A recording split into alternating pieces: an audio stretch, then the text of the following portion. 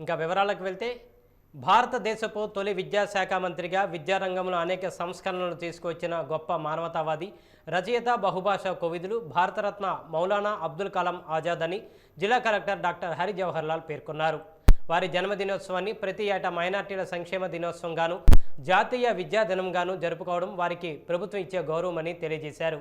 ఈరోజు కలెక్టరేట్ ఆడిటోరియంలో భారతరత్న అబ్దుల్ కలాం ఆజాద్ జయంతి ఉత్సవాలు ఘనంగా అంతకుముందు ముఖ్యమంత్రి YS Jaganmohan Reddy Velagapudi video conference ద్వారా నిర్వహించారు. వీడియో కాన్ఫరెన్స్ అనంతరం కలెక్టరేట్ ఆడిటోరియంలో జరిగిన కార్యక్రమంలో తొలుత జ్యోతిని వెలిగించి అలంకరించారు. అనంతరం కలెక్టర్ మాట్లాడుతూ అబ్దుల్ కలాం విద్యారంగానికి చేసిన కృషిని స్ఫూర్తిగా తీసుకొని పథకాలను అమలు చేస్తున్నారని, పథకాలను జిల్లాలో అమలుపరిచే అవకాశం వచ్చినందుకు ఆనందంగా ఉందని కలెక్టర్ అభిప్రాయపడ్డారు. నాడు నేడు పథకం ద్వారా పాఠశాలల మౌలిక వసతులను మెరుగుపరచడం, విద్యార్థులకు పుస్తకాలు, యూనిఫామ్స్, ఇతర సౌకర్యాలతో పాటు అమ్మఒడి, జగనన్న విద్యా దీవెన, జగనన్న వసతి దీవెన వంటి పథకాలను అమలుపరుస్తూ విద్యకు పెద్దపీట వేయడం జరుగుతుందన్నారు. ముస్లిం మైనారిటీల అభివృద్ధికి వక్ఫ్ బోర్డు ద్వారా ఆస్తులను రీసర్వే చేయించి డిజిటలైజ్ చేయడం ద్వారా పరిరక్షించడం జరుగుతుందన్నారు. విజయనగరంలో ఖాళీగా ఉన్న ఉర్దూ టీచర్ పోస్టును ముస్లింల విజ్ఞప్తి మేరకు పూరించడానికి చర్యలు తీసుకుంటున్నామని హామీ ఇచ్చారు. ఈ కార్యక్రమంలో సంయుక్త కలెక్టర్లు doctor GC Kishore Kumar, J Venkatrao, జిల్లా రెవెన్యూ అధికారి ఎం గణపతిరావు, ముస్లింల ప్రతినిధులు రమ్య రహీం, ఆషా, మునీర్, షేక్ కాసిం, హాజీ ఇక్బాల్, ఎస్కే కరీం, సుభానీ, బషీర్, రషీద్, జోహార్ తదితరులు పాల్గొన్నారు.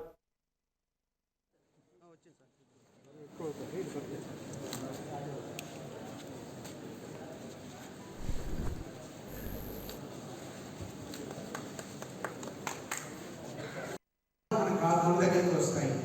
మనం అవార్డు కోసం పనిచేయటం లేదు. నిజాయితీగా చిత్తశుద్ధితో ఇక్కడ ఉండేటటువంటి జనానికి మనము మన యొక్క సర్వీసెస్ని, మన సేవని వాళ్ళకి అంకితం చేసినప్పుడు తప్పనిసరిగా ఎక్కడి నుంచైనా కానీ మారుమూల ప్రాంతంలో ఉండేవాళ్ళు కూడా మన యొక్క కార్యక్రమాలని, మన యొక్క పనిని తప్పనిసరిగా వాళ్ళు గుర్తిస్తారు. గుర్తించినటువంటి పనికి ఎప్పుడు ప్రోత్సాహం దానికి ఇది ఒక చక్కని ఉదాహరణ. భారతరత్న మౌలానా అబుల్ కలాం ఆజాద్ గారి జన్మదిన సందర్భంగా మైనారిటీల సంక్షేమ దినోత్సవాన్ని యావత్ రాష్ట్రమంతా కూడా ఎస్కోట పట్టణానికి చెందిన ప్రముఖ స్నేహ స్వచ్ఛంద సంస్థ సభ్యులు ఈరోజు ఉదయం స్థానిక ప్రభుత్వ జూనియర్ కళాశాల ఆవరణలో విశాఖపట్నం చెందిన రోటరీ బ్లడ్ బ్యాంక్ సహకారంతో మెగా రక్తదాన శిబిరాన్ని నిర్వహించారు. ఈ సందర్భంగా స్వచ్ఛంద సంస్థ అధ్యక్షులు వెంకట్రావు మాట్లాడుతూ ప్రస్తుతం కోవిడ్ కాలంలో బ్లడ్ బ్యాంకులలో రక్త నిల్వలు లేక రోగులు అనేక ఇబ్బందులు పాలవుతున్న దృష్ట్యా ఈ శిబిరం నిర్వహించి తమ వంతు సాయంగా రక్తాన్ని అందించాలనే సదుద్దేశంతో ఈ శిబిరం నిర్వహించామని తెలియజేశారు. సుమారు 70 నుండి 100 యూనిట్ల వరకు రక్తాన్ని సేకరిస్తామన్నారు. ఈ కార్యక్రమంలో rotary blood bank chairman GS Raju, పట్టణ ప్రముఖ డాక్టర్ పి వరలక్ష్మి, సుబ్బారావు, శ్రీరాములు తదితరులు పాల్గొన్నారు.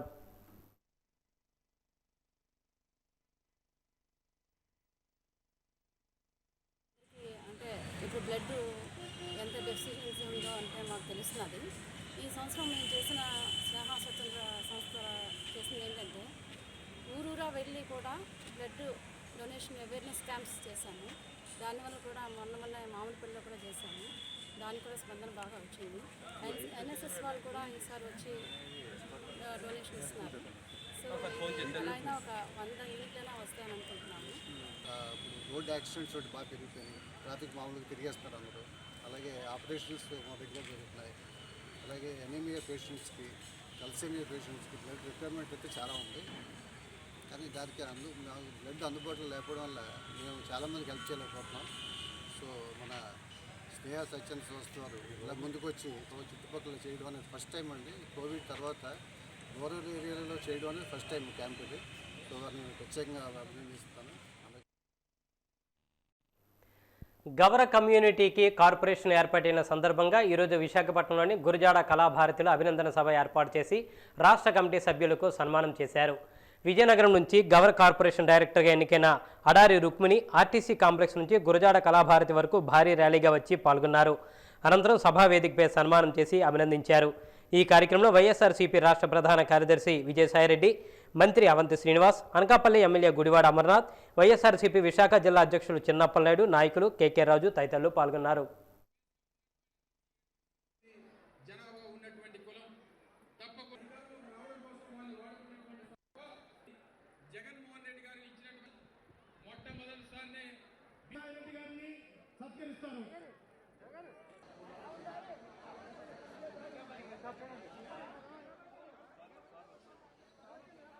గవర కార్పొరేషన్కి చైర్మన్గా మన ప్రియతమ ముఖ్యమంత్రి జగన్మోహన్ రెడ్డి గారు నియమించినటువంటి బొడ్డేటి ప్రసాద్ని నేను హృదయపూర్వకంగా అభినందిస్తా ఉన్నా. ప్రసాద్కు గతంలో రూరల్ ఎలక్ట్రిఫికేషన్ కార్పొరేషన్ చైర్మన్గా పనిచేసినటువంటి అనుభవం ఉంది. అది ఒక ఆరంగేట్రం, అది మొదటి మెట్టు.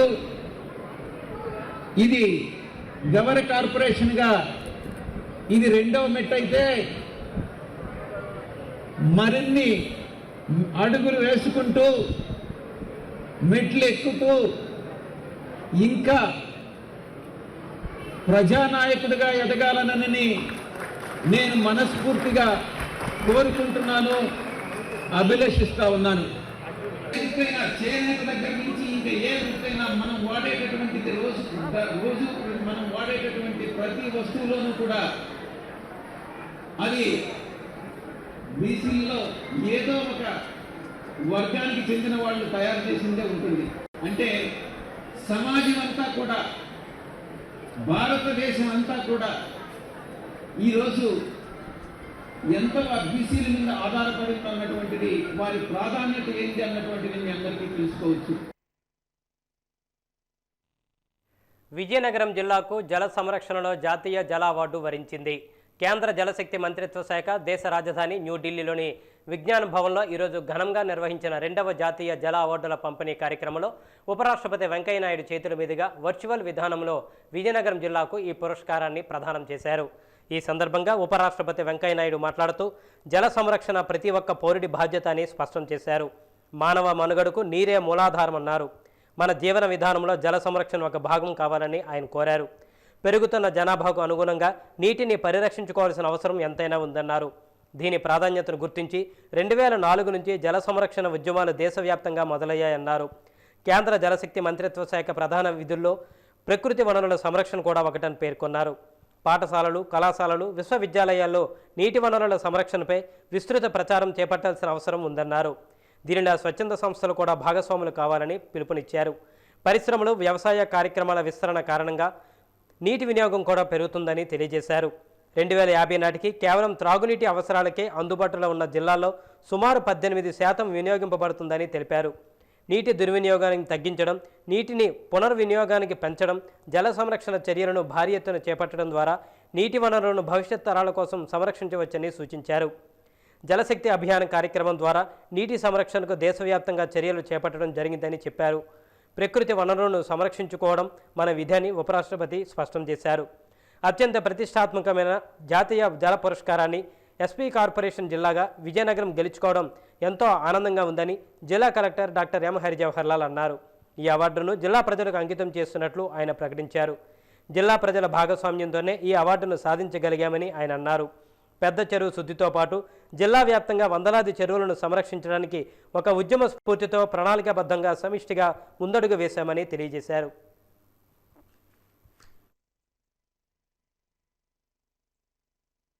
నవంబర్ 11వ తేదీ విజయనగర అధికార యంత్రాంగానికి అందరికీ కూడా చాలా సంతోషమైనటువంటి దినంగా మనం చెప్పుకోవచ్చు. కారణం ఏంటంటే జాతీయ స్థాయిలో విజయనగరం జిల్లాకి ప్రథమ స్థానం రావటం, వాటర్ కన్జర్వేషన్ జలశక్తి మినిస్ట్రీ ద్వారా ఈరోజు అవార్డు పొందడం అన్నది చాలా సంతోషంగా ఉంది. దీనికి ప్రధానమైనటువంటి ఒక కాన్సెప్చువల్ క్లారిటీతో మనము అందరం కూడా పనిచేయడం వల్ల, జిల్లా యంత్రాంగం, ప్రజాప్రతినిధుల యొక్క ప్రోత్సాహం వల్ల, ప్రజల యొక్క భాగస్వామ్యం వల్ల ఈ యొక్క పురస్కారం మనకి లభించిందని నేను భావిస్తూ ఉన్నాను. ఈ యొక్క గుర్తింపు అన్నది ఇది విజయనగర ప్రజలకి అంకితం అవుతుందని నేను భావిస్తూ ఉన్నాను. ఇది వారికి చెందింది. ఇది కారణం ఏంటంటే 3 కాన్సెప్ట్లలో మనకి డొనేట్ రెడ్ రక్తదానం, స్ప్రెడ్ గ్రీన్ పచ్చదనం, హరిత విజయనగరం దిశగా అడుగులు వేయటం, 3వది సేవ్ బ్లూ అంటే జల సంరక్షణ అలాగే నీటి సంరక్షణకు సంబంధించిన కార్యక్రమాలు చేపట్టడం. ఈ 3 విషయాల్లో మనకి ఈరోజు జల సంరక్షణకు సంబంధించి వాటర్ కన్జర్వేషన్లో మనకి ప్రథమ బహుమతి రావటం అన్నది చాలా గర్వంగా ఉంది. దీంట్లో సహకరించినటువంటి స్వచ్ఛంద సంస్థల సోదరులకి అలాగే అధికారులకి ప్రజాప్రతినిధులు ప్రతి చోట కూడా వాళ్ళ చెరువులు వాళ్ళ ఊర్లలో ఉండే చెరువుల్ని మన ఊరు మన చెరువు అనేటటువంటి కార్యక్రమంగా తీసుకొని వేలాది చెరువుల్ని శుద్ధి చేయడం జరిగింది. విజయనగరం జిల్లా గజపతి నగరం స్థానిక అగ్నిమాపక కేంద్ర సమీపంలో 26వ జాతీయ రహదారిపై ఆంధ్రప్రదేశ్ ఐక్య ఉపాధ్యాయ ఫెడరేషన్ ఆధ్వర్యంలో ఉపాధ్యాయులు నిరసన వ్యక్తం చేస్తూ ర్యాలీ నిర్వహించారు. జీవో నంబర్ 95ను ఉపసంహరించుకోవాలని, మార్చి ఏప్రిల్ నెలలో బకాయిలు ఉన్న సగం జీతాలు చెల్లించాలని, నూతన పీఆర్సీని వెంటనే అమలు చేయాలని, పెండింగ్లో ఉన్న అన్ని రకాల బిల్లులు చెల్లించాలని ప్రభుత్వాన్ని కోరుతున్నామన్నారు.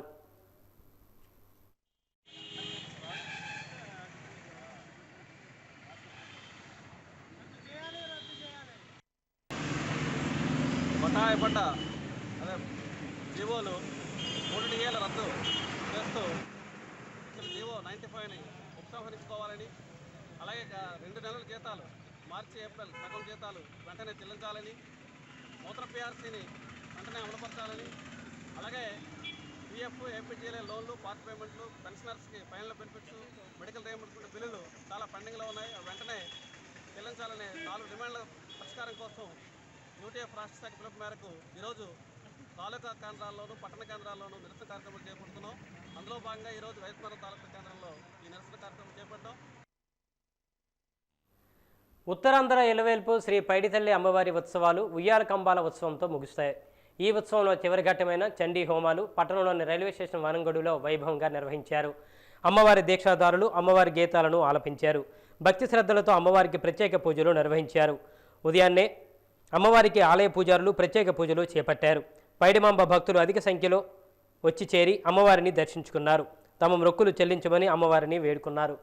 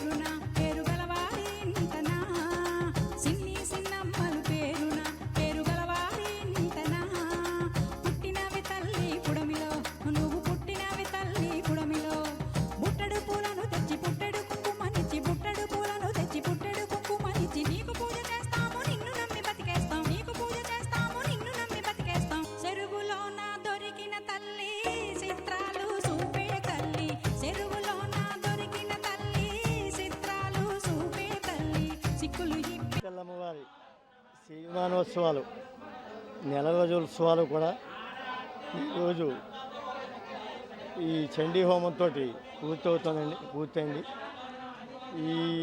ఈ సందర్భంగా సుమారు 250 మంది అమ్మవారి దీక్షాపరులు 40 రోజులు దీక్ష తీసుకుని వారు ఇరుముళ్ళు కట్టుకొని ఈరోజు ఈ దీక్ష విరమణ చేసి చండీ హోమాంతరం ఈ అమ్మవారికి దీక్షలో హోమ మండపంలో వాళ్ళకి దీక్షకి ఇరుముళ్ళు సమర్పించారన్నమాట. ఈ సందర్భంగా ఈ అమ్మవారి ఉత్సవాలు నెల రోజులు పూర్తయ్యాయి. ఈ సందర్భంగా ఈ ఉత్సవానికి భక్తులు కూడా చాలామంది చక్కగా ఎప్పుడు ఏ సంవత్సరం లేని విధంగా ఈ కరోనా ఉన్నంత సందర్భం కూడా ఎటువంటి ఈ ఇబ్బంది కలగకుండా చక్కగా నెల రోజులు భక్తులు దర్శనం చేసుకుని వాళ్ళ ఆరోగ్యాన్ని కాపాడుకుంటూ ఉత్తరాంధ్ర ఎలవేలుపు ఉత్సవాల్లో మరో ప్రధానమైన ఘట్టం ఉయ్యాల కంబాల ఉత్సవం. నిన్న రాత్రి అంగరంగ వైభవంగా ఈ ఉత్సవాన్ని నిర్వహించారు. అమ్మవారిని ఊయలలో వేసి పైడిమాంబ గీతాలను ఆలయ పూజారులు ఆలపించారు. భక్తి శ్రద్ధలతో అమ్మవారికి ప్రత్యేక పూజలు చేపట్టారు. అమ్మ దీక్షాదారులు జై పైడిమాంబ జై పైడిమాంబ అంటూ ప్రత్యేక గీతాలను ఆలపించారు. ఈ సందర్భంగా అనేక ప్రత్యేక గీతాలను పాడారు. కోవిడ్-19 నియంత్రణ దృష్ట్యా పలు జాగ్రత్తలు పాటిస్తూ ఉత్సవంలో భక్తులు పాల్గొన్నారు. భక్తులకు ఎటువంటి అసౌకర్యాలు కలగకుండా అన్ని ఏర్పాట్లు పూర్తి చేశారు.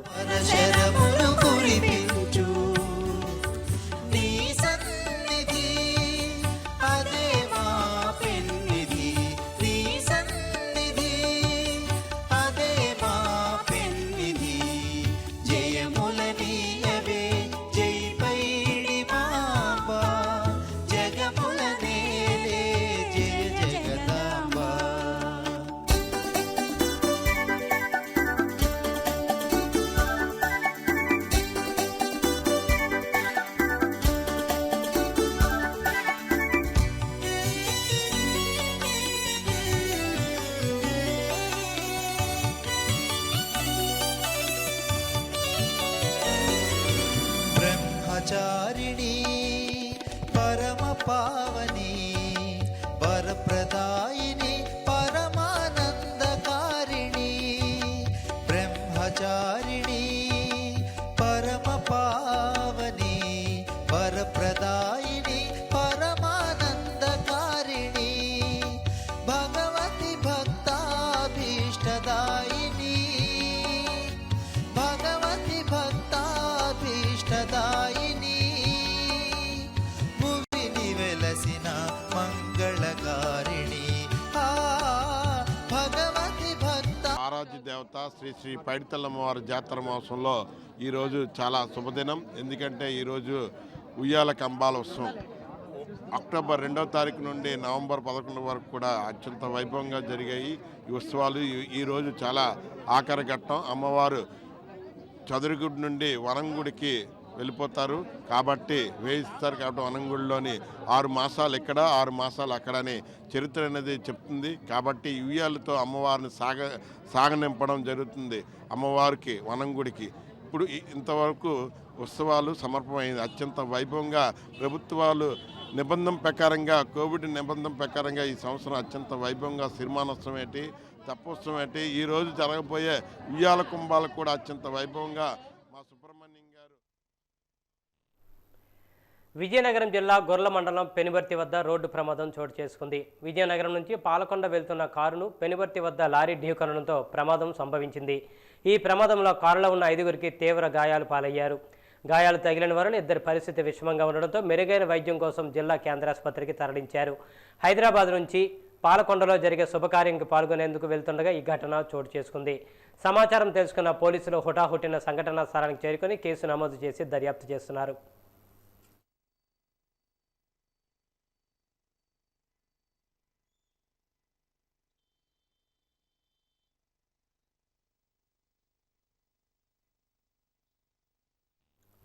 రాష్ట్రంలో వైఎస్ఆర్సీపీ అధికారంలోకి వచ్చిన తర్వాత దళితులు మైనార్టీలపై దాడులు పెరుగుతున్నాయని తెలుగుదేశం పార్టీ విజయనగరం ఇన్ఛార్జ్ పూసపాటి అదితి గజపతిరాజు ఆవేదన వెల్లబుచ్చారు.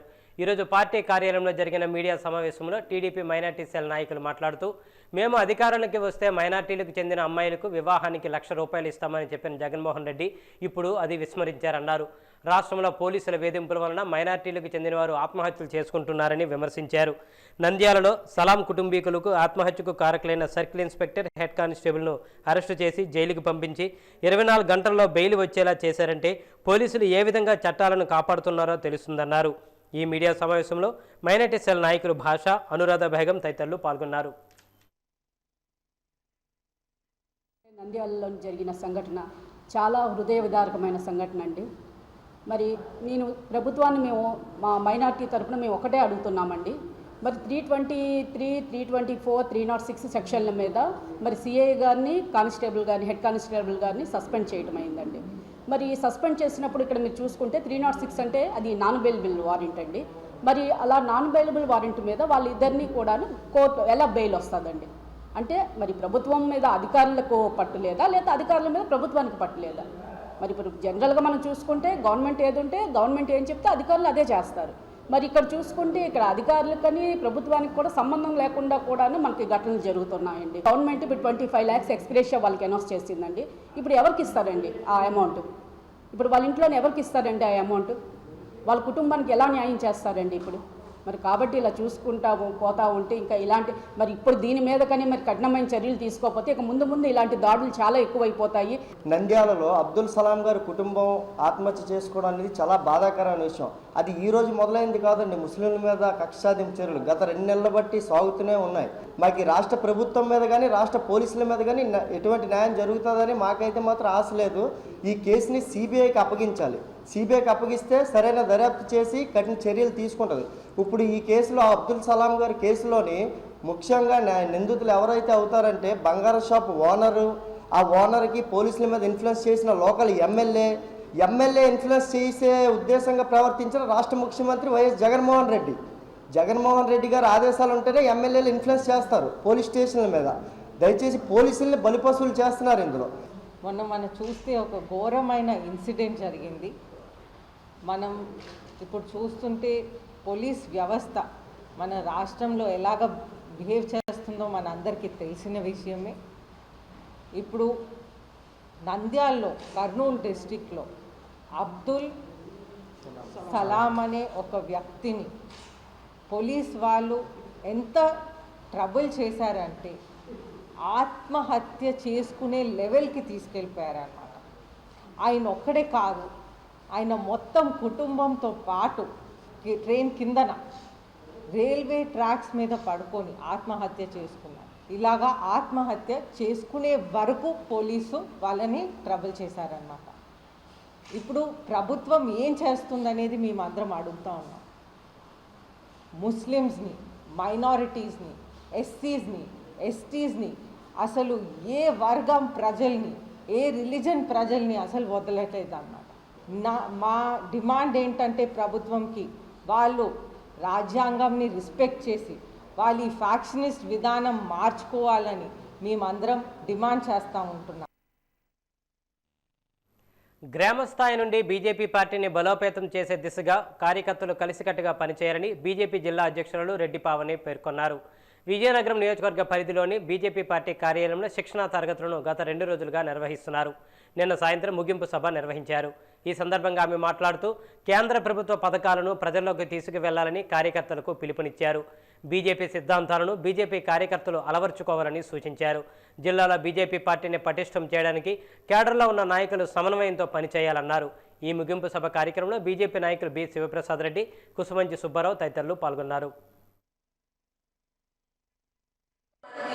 ఈ కార్యక్రమాలన్నింటినీ కూడా మనకి కేంద్ర పార్టీ సూచించడం జరిగింది. అలాగే రాష్ట్ర పార్టీ ఆదేశాల మేరకు విజయనగరం అసెంబ్లీని మనం దిగ్విజయంగా ప్రశిక్షణ కార్యక్రమం పూర్తి చేసుకున్నాం. ఇదే విధంగా మిగిలిన 16, 17 తారీఖుల్లో మనకి చీపురుపల్లిలో ప్రశిక్షణ ఉంది. అలాగే 13, 14 తారీఖుల్లో మనకి హెచ్ఎల్లలో ప్రశిక్షణ ఉంది. 12, 13 తారీఖుల్లో, తర్వాత రాజాంలో ఉంది 19, 20 తారీఖుల్లో, తర్వాత నెల్లిమల్లో ఉంది, తర్వాత గజపతినగర్ ఉంది. ఈ రకంగా మొత్తానికి మనం 28వ తారీఖులోపు ప్రశిక్షణ కార్యక్రమాలన్నింటినీ పూర్తి చేసుకొని మన మండల అలాగే బూత్ స్థాయి కార్యకర్తలందరినీ కూడా పటిష్టం పంచుకునే విధంగా మన భారతీయ జనతా పార్టీ యొక్క పెద్దల ఆదేశం, ఆ ఆదేశాల మేరకు మీ అందరికీ కూడా సహకరించినందుకు మీ అందరికీ పేరు పేరున ధన్యవాదాలు. వాద్య వార్తలు ముగించే ముందు ముఖ్యాంశాలు మరొకసారి. ఘనంగా జరిగిన భారతరత్న అబ్దుల్ కలాం ఆజాద్ జయంతి వేడుకలు. విద్యారంగంలో పలు సంస్కరణలు తీసుకొచ్చిన మానవతావాదాన్ని కితాబిచ్చిన జిల్లా కలెక్టర్.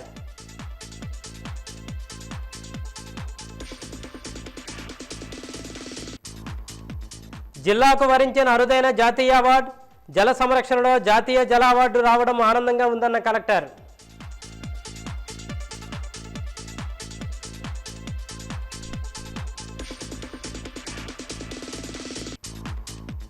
రాష్ట్ర ప్రభుత్వంపై విరుచుకుపడిన టీడీపీ మైనార్టీ సెల్ నాయకులు.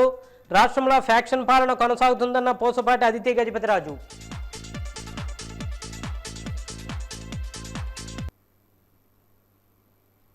వాద్య వార్తలు ఇంతటితో సమాప్తం. నమస్కారం.